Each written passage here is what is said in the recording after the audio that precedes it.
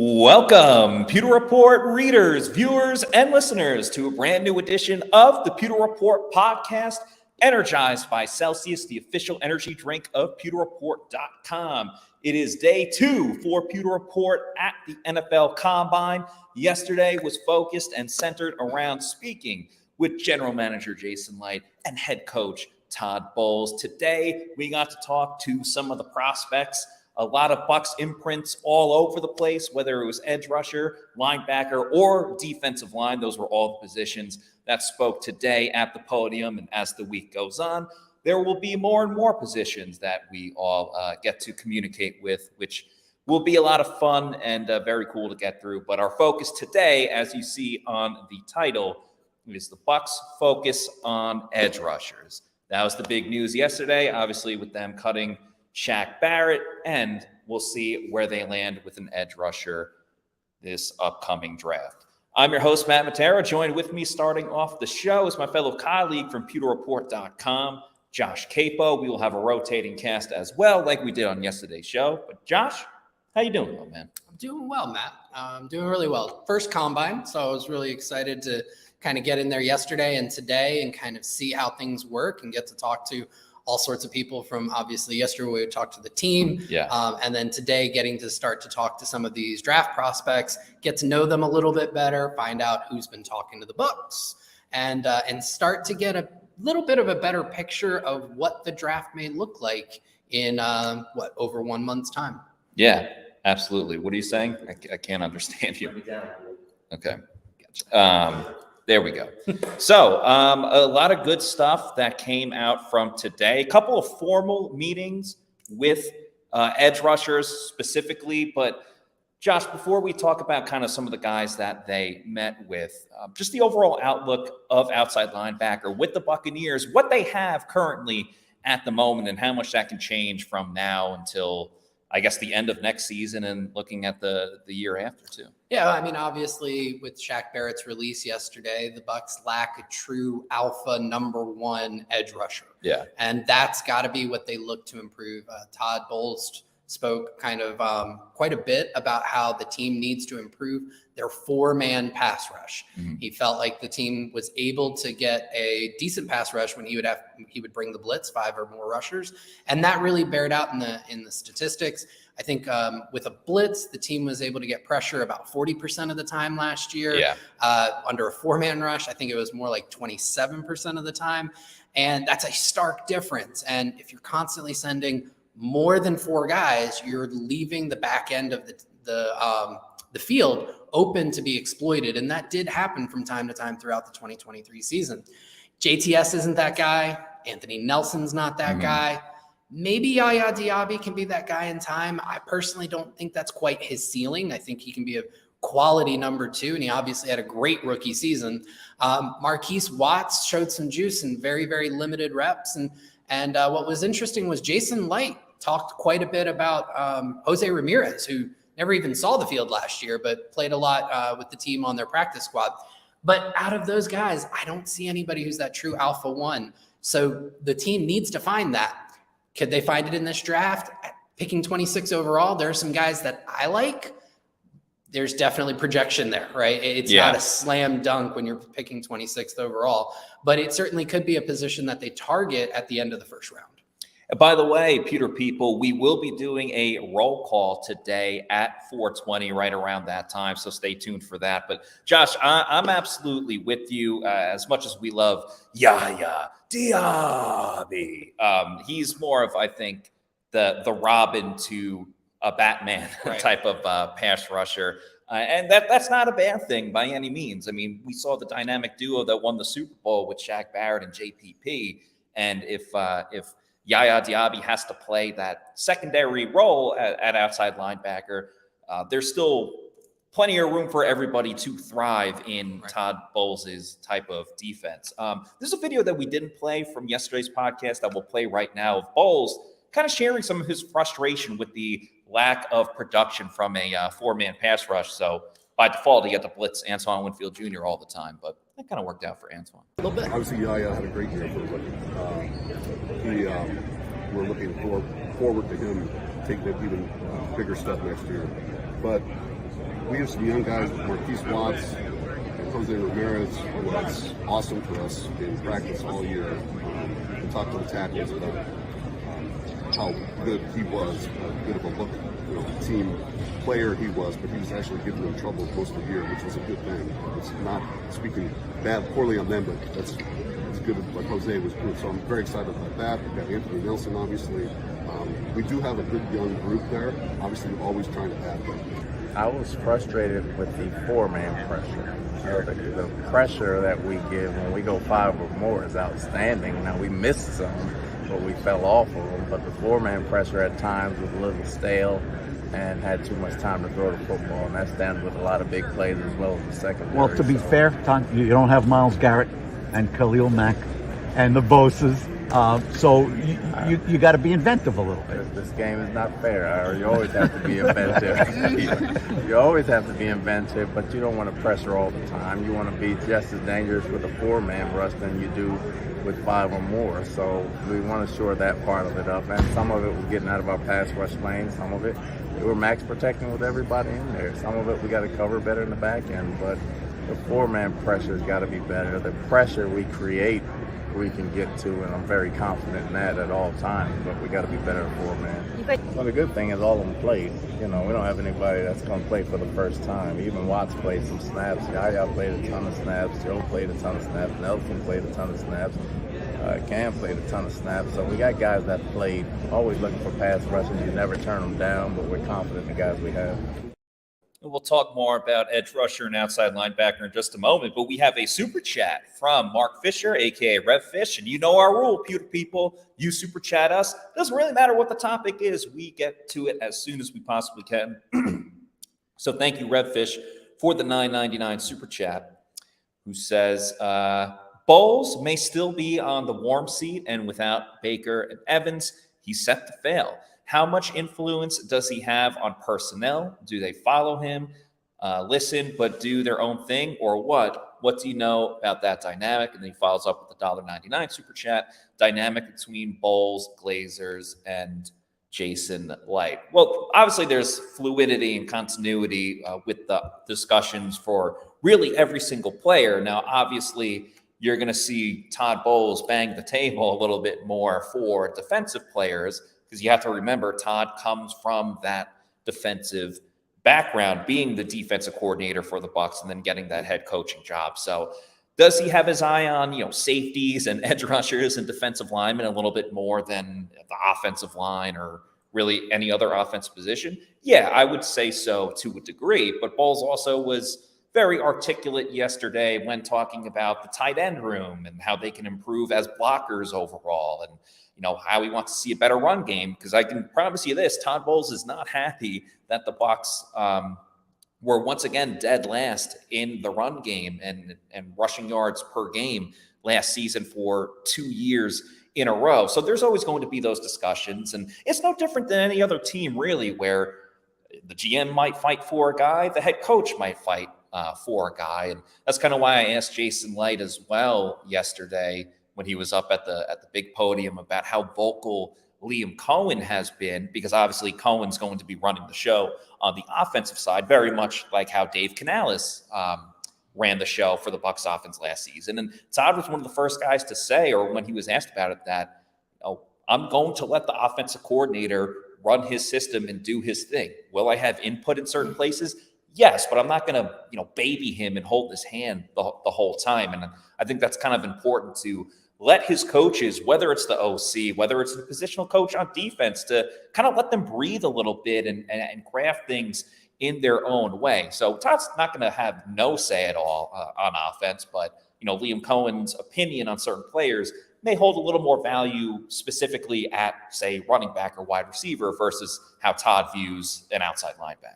Yeah, and I think overall, when you hear this staff talk, when you hear Jason Light talk, when you hear Todd Bowles talk, you will almost never hear them speak out of step from each other. When you talk about, and I'll kind of take it to a different perspective, when they're talking about which internal free agents they want to re-sign, the ones that they're vocal about, they both talked about the same guys. They both didn't talk about the same guys unless prompted.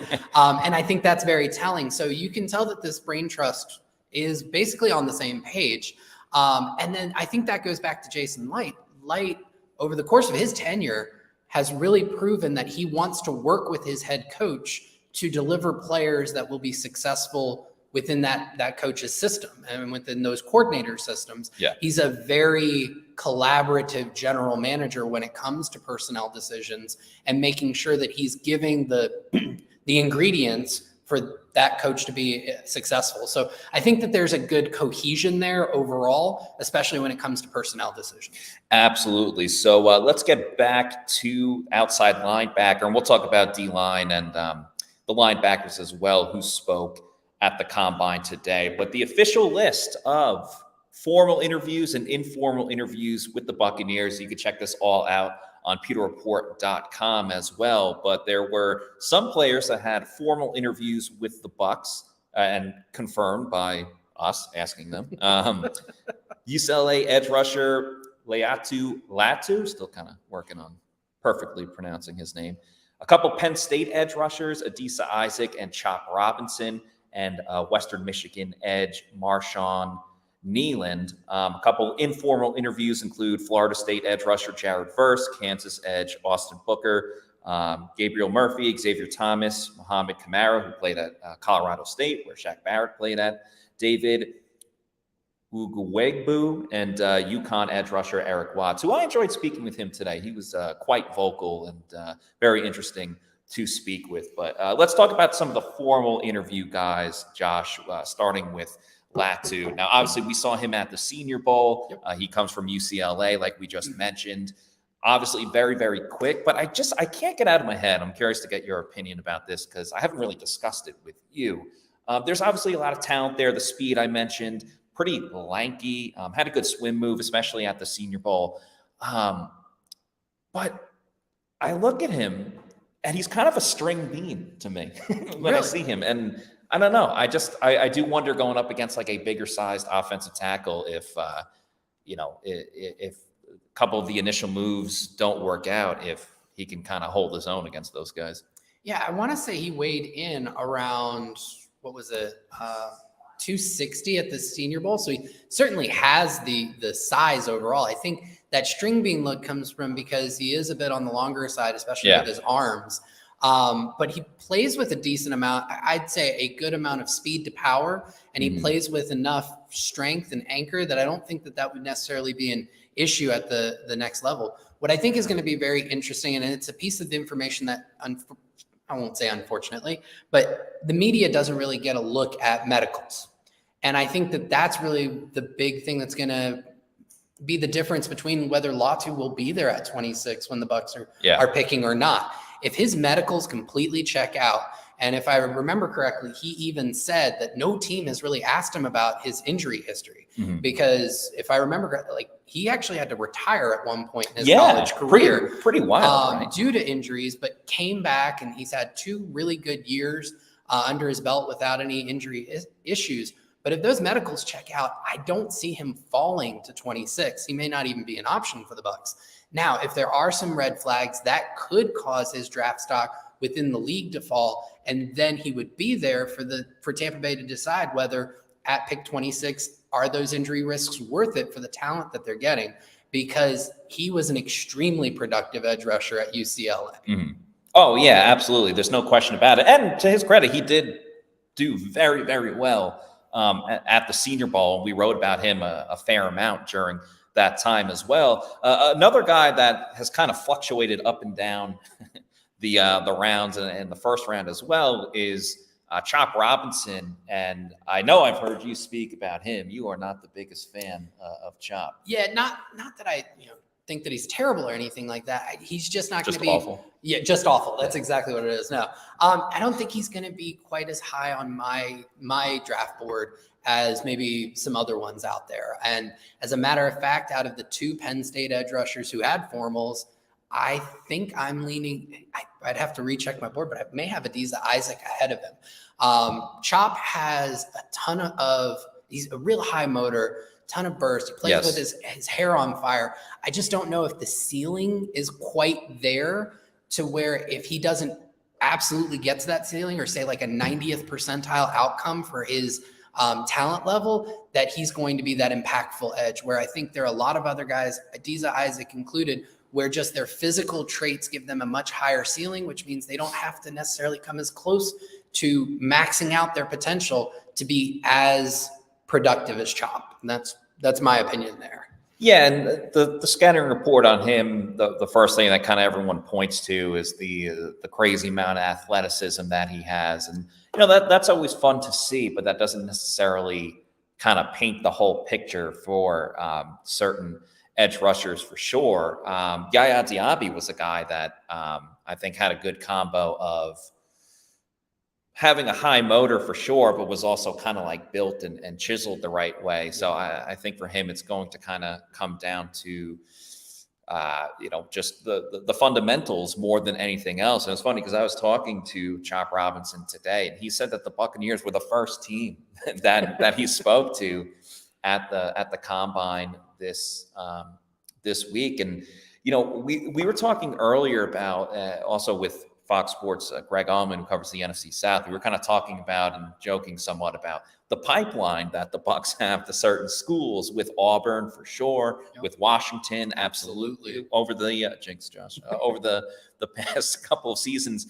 But let's not forget that Penn State was a bit of a pipeline for the Buccaneers for a little bit as well. I mean, Chris Godwin is still there. Donovan Smith was drafted. The Bucs did not draft Carl Nassib, but brought in Carl Nassib and ended up being a team captain for the Buccaneers. So definitely a school. And it's not like Jason Light's going, oh my God, Penn State, like we have to put them on our radar and put them on our draft board. But it is funny kind of seeing those similarities from time to time and at certain positions. The other formal interview with the Buccaneers, again, from Western Michigan, was edge rusher Marshawn Kneeland. What do you know about him? Anything particular that you're a fan of or not a fan of? Yeah, so I got to talk to him, and I will say I think Kneeland is somebody that Bucs fans really need to put on their radar. Not just the formal interview, but he really showed out at the Senior Bowl. He kind of put himself on the map there. He's 6'3". I want to say he's like over 268, if I remember correctly. Yeah. So he's big. He starts with power, and he works off of it. And he has flashed or shown sustained ability to do almost every type of pass rush move you would want. So he can run a spin. He can hit the corner with bend. He will do a cross chop. He loves to do a push pull. So he loves to dictate terms to offensive linemen. He's a good run defender. Western Michigan used him in a lot of ways that Todd Bowles is probably looking at and saying, we do that. They stood him up in the A gaps. And he's a physical presence. And then he's also a presence in the interview room. So like when I got to talk to him, he's very engaging. He's very charismatic. You can tell he's got a lot of confidence without being too brash that you're like, I don't want to be around this guy. He knows himself. He's very genuine.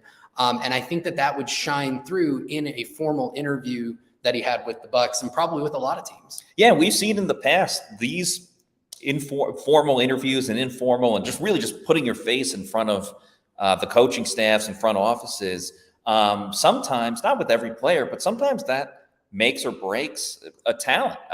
Who's the guy from Florida? Polite, I believe his last name was. He was a guy that had like terrible interviews with the coaching staff. So lo and behold, the Jets drafted him and it never worked out. So, just certain things can really make a big difference. Let's get back to the super chats. Thanks to Paul Bowen for this $4.99 super chat, who says, do y'all think we could get one of the free agent running backs like Derrick Henry or Saquon Barkley?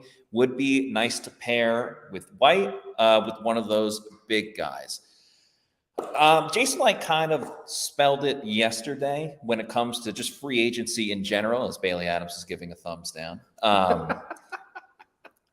This free agency, it's actually a question that you asked Josh yesterday to Jason Light. It was a wonderful question, and probably an even better response was, what is the strength of the free agent class? Because a lot of times GMs will get asked, like, what's the strength of a position group in the NFL draft? So I like the little take on it, looking at free agency. And Jason's response, and I'm obviously not going verbatim here, given the Spark Notes. You can read the article on pewterreport.com. is that they're going to be focusing on just re-signing their own guys. So we talked a ton about Baker and Mike Evans and Antoine Winfield Jr. The list goes on and on and on, except for Devin White. So with their focus on just re-signing their own guys, Chase Edmonds might be one of those re-signings because obviously he comes on the cheap and is way less inexpensive. But as far as the star players like Derrick Henry, who I would not even think about going near, and Saquon, who's going to be way too much money, I think that's just a little bit out of the price range for the Tampa Bay Buccaneers. But we do have another super chat, which kind of leads us perfectly into our roll call as well. Oh, yeah. Bucs Basement with a $2 super chat. Thank you. Says, this team can do better than the 26th ranked head coach. So, yeah, there's a big story that came out today. Anonymous polls by every team across the league about facilities, the coach, a number of different topics. And on roll call today, you know what? Let's put up that graphic. That's right. It's time for roll call. Where you at, Pewter people? For those that are new to roll call, the way that this works is you should do it on Mondays, but a different week. So we're going to do it today. Josh is about to go on a rant about your Buccaneers, with this one being about the grades that came out for the Bucs in their facility. And while Josh is talking about your Tampa Bay Buccaneers, if you want to start putting in the chat the location of where you're watching the show from, we will put it up on the screen and give a shout out to a bunch of our fans because we love the Pewter people. We love interacting with everybody. So without further ado, Josh, take it away. Yeah, so the NFL Players Association does an anonymous survey of players across the NFL every year. It's usually done at the beginning of the season. And what they're doing is they ask the players to but to give a letter grade to their own team that they play for in 11 different areas. This is treatment of families, food and cafeteria, nutritionist and dietitian, locker room, training staff, weight room, strength coaches, team travel, head coach, and ownership. And based on those respondents, and this year they got 1,706 respondents, so it's a large sample size, they give out team report cards. Well, your Tampa Bay Buccaneers, they placed 24th overall. Now, if there were 100 NFL teams, that'd be a pretty good ranking. There are only 32 teams, so they finished just outside of the bottom quarter of the league. And that, honestly, for an organization that wants to be great, that's not great. It's just not. And 3 areas in particular, they ranked really bad in. Treatment of families was an F. That's unacceptable. Yeah. It's just the best word that you can say. Unacceptable. Team travel, another F. 32nd overall. They were the worst team in terms of how their players viewed the way they handled team travel in the entire league. And then ownership got a D-, 29th overall. Now, some of the things that the players mentioned gave them these low grades. As far as the treatment of families, they don't have, or at least at the beginning of the year, they did not have a family room to provide to families to hang out in during games and practices and things like that. It's an easy fix and one that they can certainly afford, being a part of a multi-billion-dollar industry. And how's this? For a family that is worth billions, that owns a team that is worth billions, they charge their players $90 per child for daycare on game day. That's just ridiculous. That is a cost of doing business. That is the cost of being a good organization. It's just unacceptable. The next one where they ranked really low on was ownership. And that really came down to a perception from the players. They don't feel that club owner Joel Glazer is willing to invest in the team facilities. And that's why they got a D-, which was 29th overall. And then for team travel, this is a team that puts their players in the back of the plane in the smaller seats. These are typically bigger people, while the team staff ends up at the front in the first class areas. And then if you are not a starter and you have less than 4 years of playing time, the team's going to charge you $1,750 if you want your own room when you're traveling. This is cheaping out on very small things that can just make your players feel better about the trials and tribulations of going through a very long season. So it's ridiculous. It's easily fixable. It's something that the team should look at. They should listen to their players, and they should make some upgrades. Yeah, so a couple of things to consider, though. The Chiefs also got, I think they got an F as well. Yeah, as he says, didn't Clark Hunt He absolutely did. Get an F minus, which, is interesting. Obviously, this is a team that's built success over the past couple of seasons, including going back-to-back as Super Bowl champions. Also, Jordana Barrett, the wife of Shaq Barrett, clearly did not have to go out of her way to support the Bucs, especially after they just released Shaq Barrett. But she had a comment that she said she also filled out the survey and was very surprised by some of the grades that the Bucs got, because she said that they've treated them with nothing but kindness and exceptional quality. So just a couple of things to take in mind. This is anonymous. Would be curious to see some of the other Bucs players' opinions about it, and that's also why I didn't go to the NFL, was for the child care. That is true. For my fictional children. And I think the important thing here, and we're going to do a little line switch here, but I'll finish up with, I'm not saying these correlate to success. Obviously, the Chiefs rankings show that that's not the case.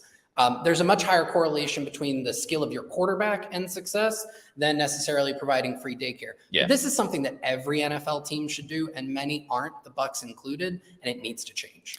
One thing that doesn't need to change, though, is the greatness of Celsius energy drinks, which is the official energy drink of the Pewter Report podcast.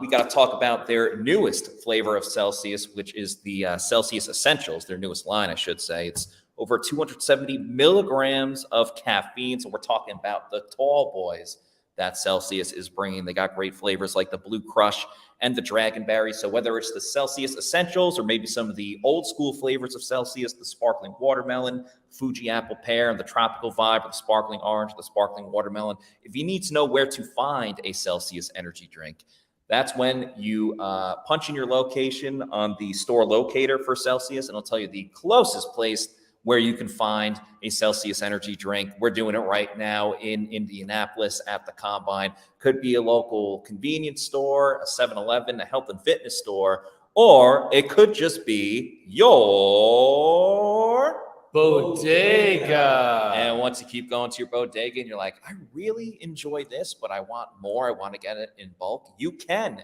get it in bulk. Go to Amazon, get that variety pack, because variety is the spice of life, and you can have it sent to your place of residence really whenever you want. You're in charge. You're the captain now. Just make sure you're drinking Celsius energy drinks. Make Celsius your number one pick. Celsius, the official energy drink of PewterReport.com. All right, joining the show now is going to be Scott Reynolds and Adam Sly Slavon. What's up, Pewter people? Well, this was an interesting day because you saw on the graphic that when you look at Darius Robinson, he's a player that certainly would seem to fit what the Buccaneers want to do in terms of being a defensive end with some size, with some athletic ability. We'll see exactly how athletic he is tomorrow during the actual combine testing. Today was just for interviews with the media, and they did those interviews with the teams last night. But interestingly enough, Darius Robinson was not one of those players that were interviewed. I asked him specifically if he interviewed with the Tampa Bay Buccaneers, either as a formal or an informal. And you would think that with a great showing at the Senior Bowl and the damage that he did against Kentucky with 2 sacks of Devin Leary there, that Liam Cohen would know this guy pretty intimately. But no interview at all. And you can read the tracker that we posted in the Pewter Report's TV comments here on our Pewter Report podcast. So you can check out those comments there. But this is a big, massive 6'5" guy, 290 pounds, great athleticism, chiseled physique. Yeah. Really had a similar track to Yaya Diaby in having a breakout year during his senior year, Sly. Yeah, definitely. And it is surprising because you look at Darius Robinson and you can see the talent. It's on display. We saw it at the Senior Bowl. And it's interesting. It makes you kind of wonder, do the Bucs, are they prioritizing getting an outside linebacker over maybe somebody that profiles more as a defensive lineman? And if that's the case, do they not want to invest a first-round pick in another defensive lineman, having taken Kalijah Cansey last year, Logan Hall the year before? Are their eyes maybe more on replacing Shaq Barrett and getting that premium pass rusher? Yeah, that's a good question. The interesting thing, too, is remember, there was a guy named Kalijah Cansey out of Pittsburgh who kept everything quiet with the Buccaneers. No interviews at the combine with Kalijah Cansey for Tampa Bay. No top 30 visit, yet he was their first-round pick. So maybe the Buccaneers are going to be down low and incognito again this year and go with a guy like Darius Robinson, who did not interview with the Buccaneers at the combine. And we'll see if he goes on a top 30 visit. But he does seem to fit. When you look at the athletic linemen that the Buccaneers have drafted, dating back to Joe Tryon-Shoyinka, Logan Hall, Kalijah Cansey, Yaya Diaby, those are some guys that really have the speed, the power. And I think Darius Robinson is going to show that this week when it comes to the NFL scouting combine testing. And we'll see if that's the case. And we'll see if this is a smokescreen like it was with Kalijah Cansey. Yeah, for sure. One guy I really want to talk about, mentioned a little bit earlier, Latu, the UCLA edge rusher, and had a chance to ask him today if he formally met with the Bucs, which he did. And the production is off the charts. The past 2 years at UCLA, he had 23 and a half sacks, 5 forced fumbles, even added 2 interceptions last year. And even though he's 260 pounds, I think he has really good bend. And he would be another Washington Husky that would join the Buccaneers. Right. He played with Cade Otton and Joe Tryon-Shoyinka in 2019. And he mentioned JTS a couple of times when I was talking to him, and how he was his boy in Washington and also his big bro. And it would be inspiring to play alongside him. Do you think, Scott, that Latu is someone that would fall to 26, maybe based on his medicals? And how do you see him maybe fitting in with the Bucs? I think the only way he falls is if for some reason he doesn't test well athletically. If he's just a production guy, more on effort and technique and skill rather than pure athleticism. So I wouldn't necessarily rule it out, especially since he has a medical issue too. Now, the problem with that medical issue, it's not a problem for him, is he had 2 very healthy seasons at UCLA. But as was mentioned earlier on the podcast, he basically had to retire. And he finally found the team that would clear him medically. And so he went ahead and did that and transferred from Washington, where he suffered a neck injury, and basically played 2019 and then did not play in 2020 or 2021. Went to UCLA and started those last 2 seasons, as you mentioned, 10 and a half sacks during his junior season.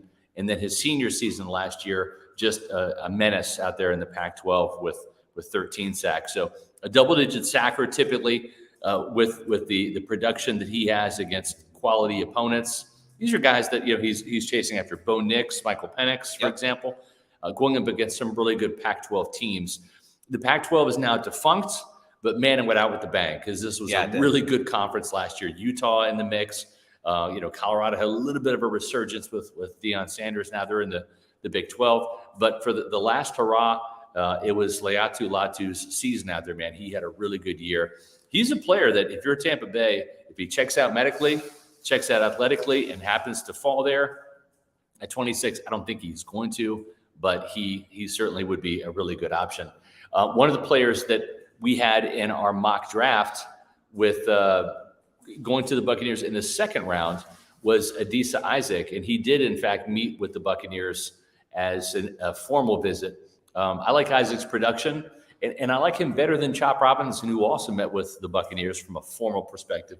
The thing with Isaac, the 7.5 sacks, the 16 tackles for loss, he's a finisher, and I think that's probably the one biggest difference I saw on tape between Chop Robinson, who might even be a bit better athletically than Adisa Isaac, but Adisa Isaac is no slouch. The get off is there, the burst. I think that he is a more physical tackler. I think he's a more explosive player in terms of his power, speed, power, and he's a finisher. I just saw too many instances where Chop Robinson had the opportunities for sacks, had the opportunities for tackles for loss, and fell off.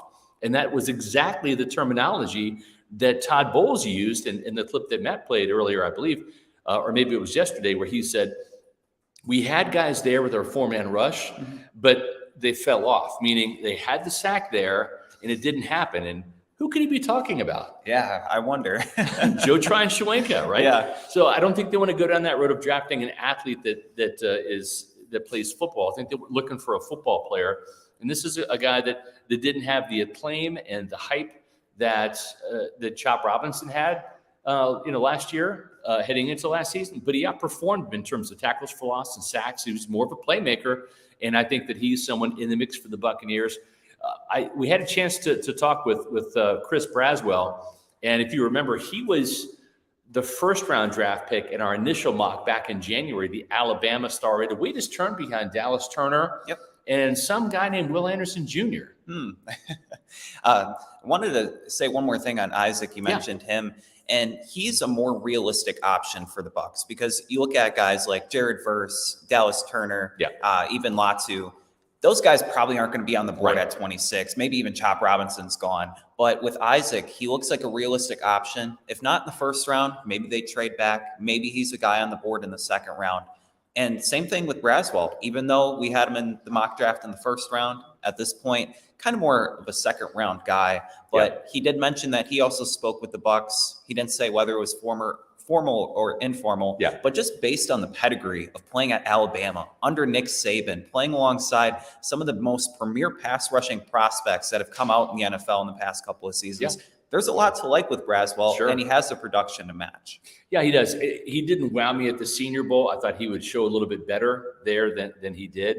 But I will say, Adisa Isaac, I thought had his moments there and probably outshined him a little bit. But Braswell and Adisa Isaac are going to be there. They're going to be options for the Buccaneers at 26, or if this team decides to trade down or out of the first round and into the second round, that would certainly be a possibility there. It was interesting to note when you look at the combine interviews today, and the guys talked about the edge rushers a little bit. There were 4 guys that had formal interviews, and maybe it was 5. Chris Braswell wasn't sure if he had an informal or a formal, so we're not going to call it a formal because we just don't know the answer to that question. But there were a couple of other players that did have formal interviews with the Buccaneers, and there were 4 defensive tackles. Now, this is a pretty deep defensive tackle draft. It's not crazy good. There are some really good players that will be drafted in the first round. The Buccaneers, though, with Elijah Cansey, with Vita Vea, with Logan Hall, trying to still squeeze the production out of their top pick at the top of the second round in the 2022 draft. I don't see them using a premium pick on a defensive tackle, but there are a couple things to consider. Hall really has not blossomed yet. He hasn't lived up to that high draft pick billing. And then Will Golston probably won't be back at age 32. Greg Gaines is a free agent. I thought he played well, but there's no certainty that he comes back. But Vita Vea, still a really good player. Keeps advancing in age, though, and that's a position that I don't think that you want to have, lacking talent. And there's a couple guys that were mentioned. Braden Fisk from Florida State's one of those guys that had a formal interview.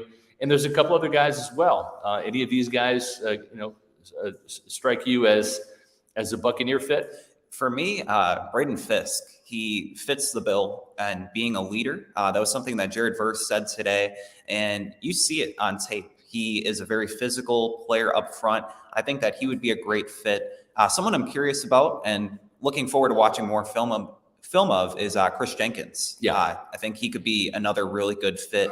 What are your thoughts on that, Scott? Yeah, I think the thing with Chris Jenkins is he's a Michigan Wolverine. So that's certainly going to appeal to a certain John Spytek, who also is a Wolverine.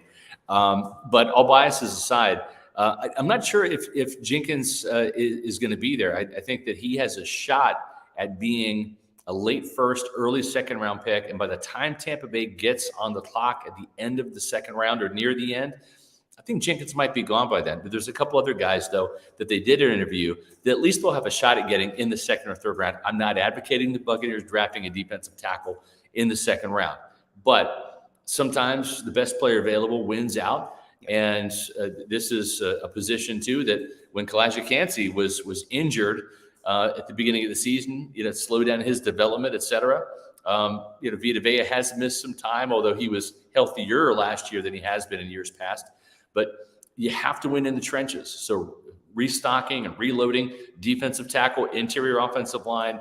I've got no problems with that at any point in time in the draft, but there's a couple of players that really piqued my interest aside from Braden Fisk and Chris Jenkins. These two guys got formal interviews.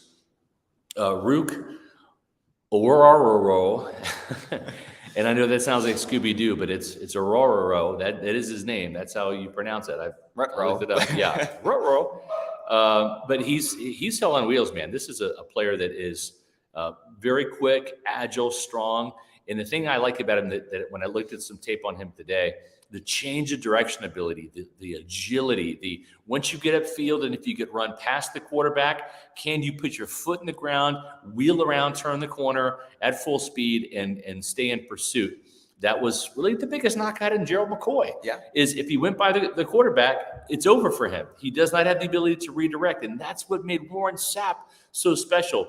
That agility to be able to redirect at a moment's notice. The play is not dead. He is still in pursuit and can make those plays.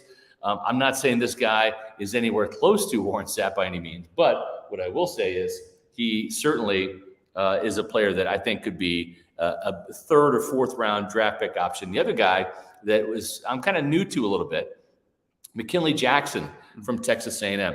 Big guy, 333 pounds, but very agile for his size.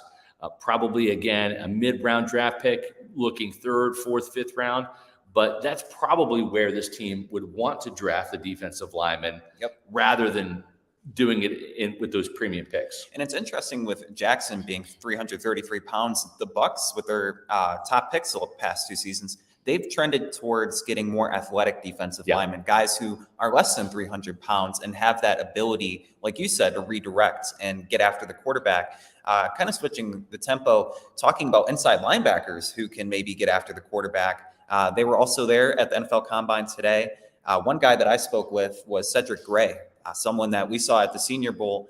And talking with him, it sounds like he really wants to play with Lavonte David. He said that David is a legend in the game. And based on Todd Bowles and Jason Light's comments about Devin White being all but gone, Cedric Gray could be somebody maybe in like round 3 or 4, kind of along the lines of a defensive lineman. Maybe not the most pressing need, but you want to address it sooner rather than later. And adding somebody else into the mix along with Servassier Dennis and KJ Britt that can maybe come in and be a starter. Yeah, I agree. There was a couple of players, an inside linebacker that the Buccaneers did have those formal interviews with. And again, we put the list of all of the players that interviewed in the chat, so you can check that out. It's also on pewterreport.com. It's our Bucs 2024 combine interview tracker, and it's been updated. So you can check that out every day, because tomorrow we've got a really good show for you as well, where we're going to be focused on the players they're going to be talking about. And of course, that is safeties, cornerbacks, and tight ends. That's right.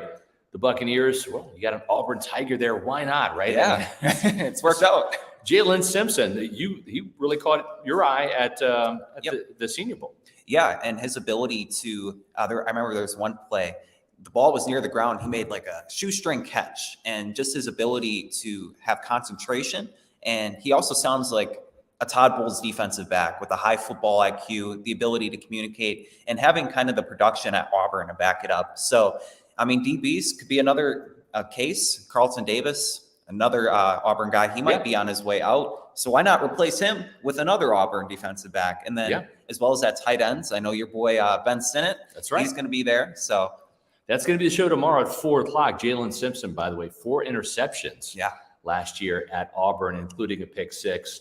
He also had a total of 14 career pass breakups, but 7 career interceptions. Jalen Simpson, we've seen that pipeline at Auburn with KJ Britt, Jamel Dean, Carlton Davis. Could Jalen Simpson be the next guy?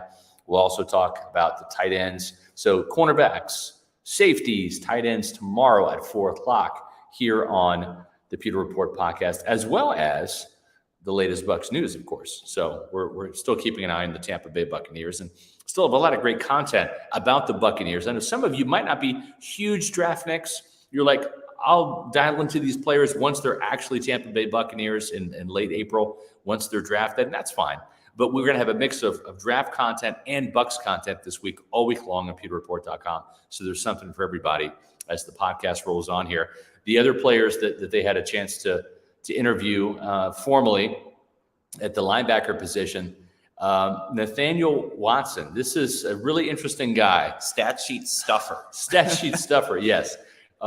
He certainly has the tackle totals. He's got the sacks. He fits the bill on paper when it comes to what Todd Bowles likes to do. You look at the fact that he had 6 sacks in 2022 and 10 sacks in 2023. And you might think, wow, okay, this is a Servassier Dennis kind of guy. Blitzer, a guy that's he's a bigger linebacker. Probably is going to check in around 245 pounds, 6'2", more in that J.J. Russell, actually more like K.J. Britt, probably even bigger, right? A bigger linebacker. But here's kind of the damning thing about him. He had 137 tackles this year during his senior season. Sounds great. That's a great number. He had 35 solo tackles. So out of those 137, 35 were solo. How many assists, Sly? 102. That's right, 102. So not exactly the guy that takes on the play, kind of finishes it, but, he's not really the starter.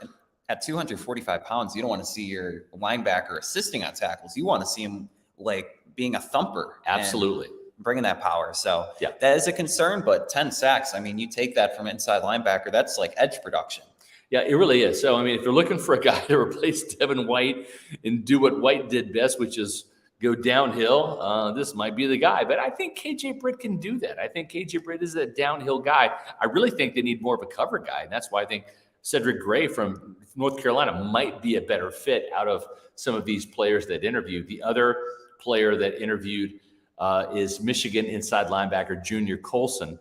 Those 3 players, Colson, Watson, and Gray, got the formal interviews. There's several players. You can look at the list. A couple guys that stand out to me: Texas A&M inside linebacker Edgerrin Cooper, Michael Barrett, Michigan linebacker from Tampa, and Peyton Wilson from North Carolina State, who, if he checks out medically, he really fits that profile. The guy can cover, he can sack the quarterback on blitzes, and man, he is blazing fast. I'd argue that if you disregard his medical history, that's the best linebacker prospect in the NFL draft this year. Just his size, his speed, the comparison to he sees himself kind of modeling Luke Kuechly, and you can kind of see that a little bit in this game. And Peyton Wilson, I know you talked to him extensively at the Senior Bowl. He really was a stud throughout the week, and he's just blazing quick. He's faster than some of the wide receivers that were there. I think he was at 22 miles per hour based on the tracking. So really excited to see him and how he does this week. I agree. And I think, too, he's a guy that athletically looks the part. I think he's going to kill it in terms of the 40-yard dash and some of these athletic events. It's just going to be the medical with him. Yeah. If he gets a clean bill of health, he's had shoulder injuries. He's had 2 ACLs. You never want to see a linebacker with shoulder injuries, right? Especially when it caused him to miss most of one of his seasons. I think it was junior season. Now, he had a bounce back senior season, was phenomenal. Checked all the boxes statistically. But how bad is the shoulder injury? Shoulder injuries and linebackers don't make for long, healthy careers. They make for injury-riddled careers, unfortunately. But this Peyton Wilson guy, he's somebody to watch maybe for Tampa Bay.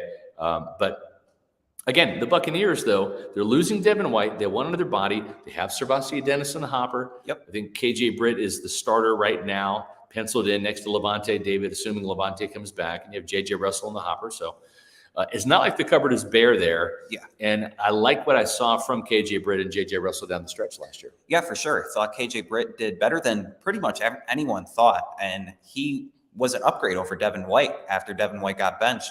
And then also J.J. Russell. I thought he had a really great preseason, and then he backed that up. He started a game and even got a sack. So he kind of has that all-around versatility at the inside linebacker position. And then Servassier Dennis as well, you mentioned.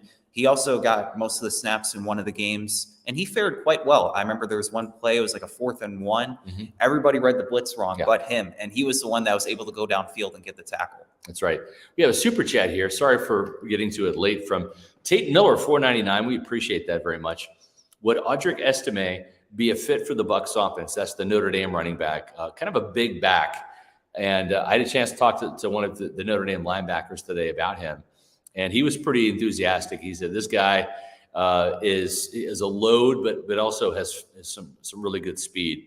He's a player that has always been fast, that just kind of kept gaining some size and some weight. If you like LeGarrette Blount, you might like Audric Estime.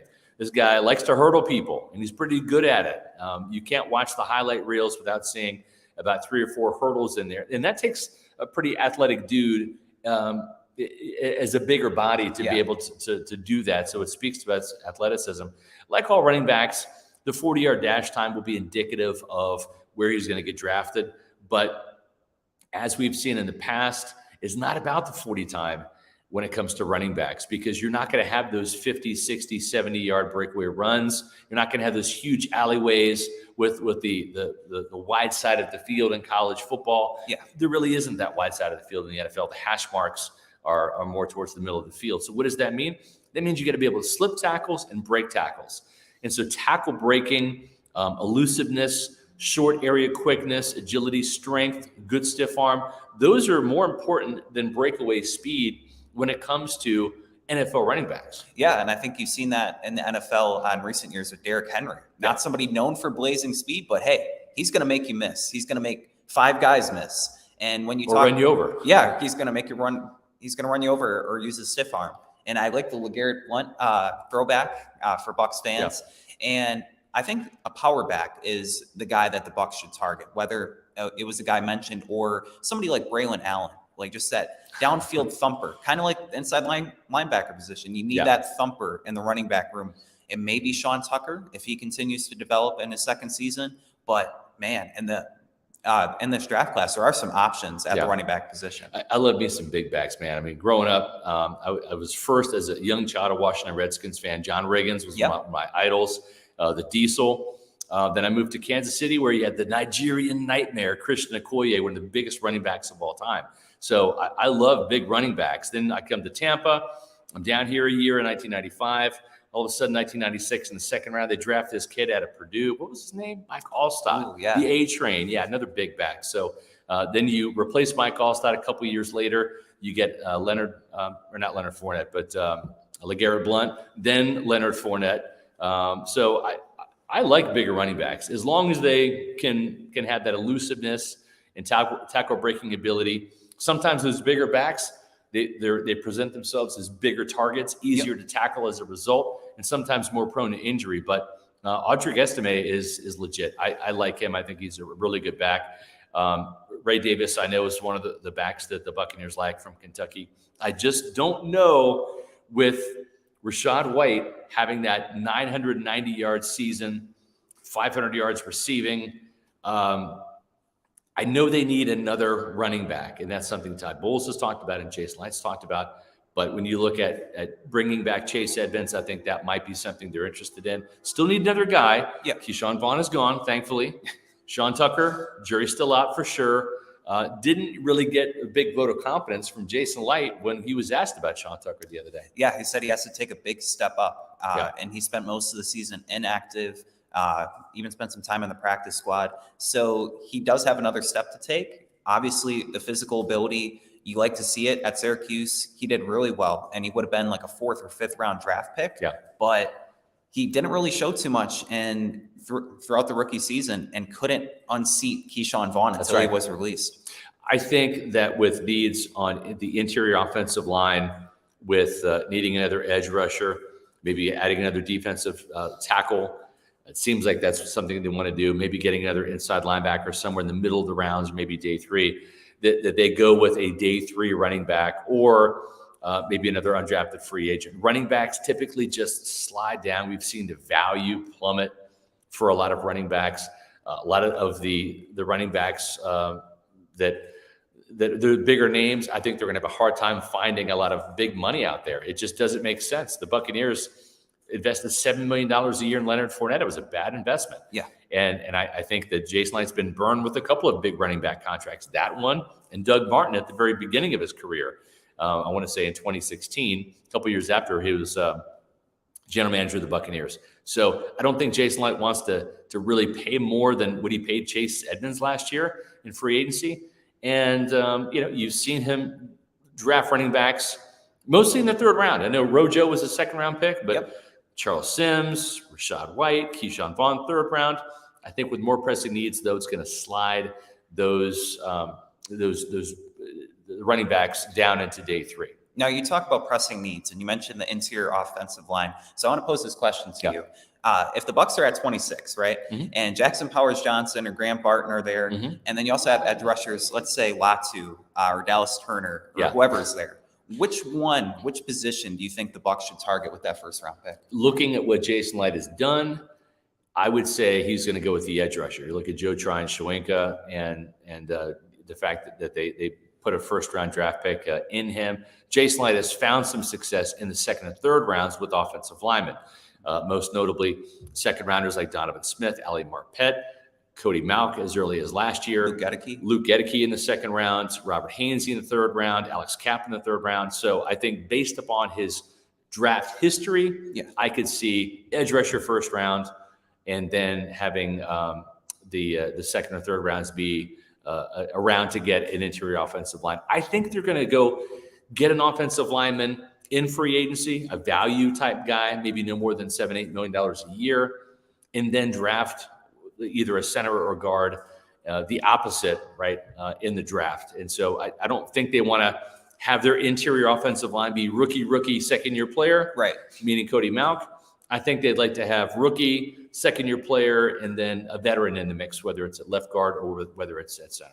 Yeah, that makes a lot of sense. And looking at free agency, and especially the center position, there are quite a few options for the Bucs to consider. You have guys like Aaron Brewer, Brian Allen was recently released by the Rams, has that Liam Cohen familiarity, and then Tyler Biadasz from the Cowboys.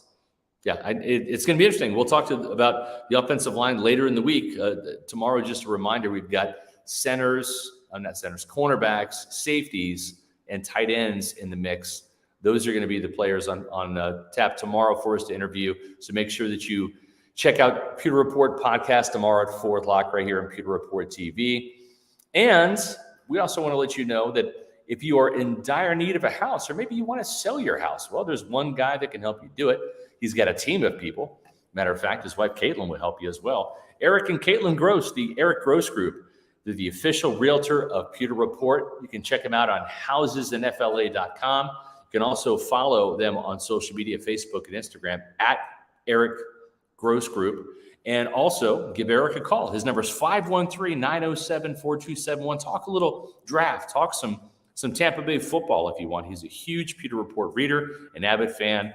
And whether it's you're in the market to buy your home or buy a home or sell your home, Eric Gross and the Eric Gross Group, they're the number one draft pick for you, folks. They're the official realtor of Pewter Report. Make sure you visit housesnfla.com. You're going to be able to find all of their open houses and their inventory on the website. It's a great website and a fantastic partner here at Pewter Report. Appreciate the contributions today from Adam Slavon and also from Josh Capo, joined now one more time by Matt Matera. Matt, we've had a pretty eventful time here. Yes, we have. At Indianapolis, and we're getting ready to embark on yet another show tomorrow talking about some defensive backs and some tight ends. Yeah, going to be a really fun time. Obviously, tight end is a position that Todd Bowles and Jason Light both spoke about. I think we're both in agreement, could use a little tweak or adjustment there. Will it come through the draft? Will it come through free agency? Maybe finding a veteran that might have a little familiarity with Liam Cohen. That remains to be seen. So make sure you check out all of our work at pewterreport.com. We got some great videos about certain defensive tackles from today, giving shout outs to both current and former Buccaneers. You can check out our YouTube as well, where you can find that content that will be posted shortly after this podcast. So make sure you follow us on all of our social media on X, Instagram, Facebook, and Threads at Pewter Report, and then our YouTube channel, of course, Pewter Report TV. Please like and subscribe to our YouTube channel. And when this episode is done, leave a comment in it after. It helps with our algorithm. Could be anything. I like this draft pick. Bucs should take this prospect, or simply go Bucs works as well. So still a lot of great stuff to see from the combine. Pewter Report has it all covered for all the positions, who we think is a fit for the Buccaneers, and a lot of great stuff in between. So for all the Pewter Report staff, for Scott Reynolds, I'm Matt Matera saying thanks everybody for watching, and we'll see you tomorrow at 4 p.m. for another edition of the